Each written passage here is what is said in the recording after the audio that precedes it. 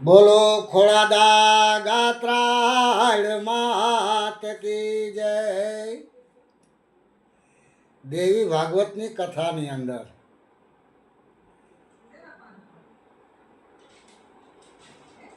દેવતાઓ માતાજીનું ભજન કરતા અને તે બાબતમાં વ્યાસજી વાત કરે છે। આજે જો જગદંબાનું ભજન દેવતાઓ કરતા હોય તો તમે કે હું કાંઈ ન કહેવાય। આપણે 2 ટાઈમ માતાજીને જગદંબાને યાદ પણ નથી પૂરા કરી શકતા।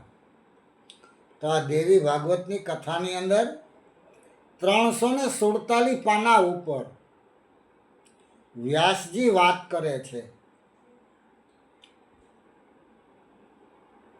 આ પ્રમાણે દેવતાઓની સ્તુતિ સાંભળીને દેવી એટલે કે માતાજી મધુર સ્વરથી કહેવા લાગ્યા,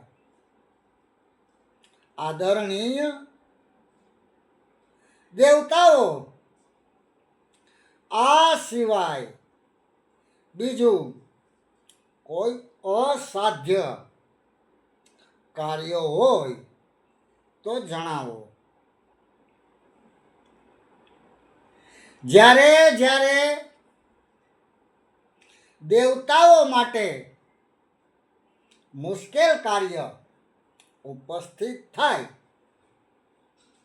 ત્યારે મને યાદ કરવાથી હું તુરત, એટલે કોણ કહે છે? માતાજી કહે છે, મને યાદ કરવાથી હું તુરત તમારું સંકટ દૂર કરીશ।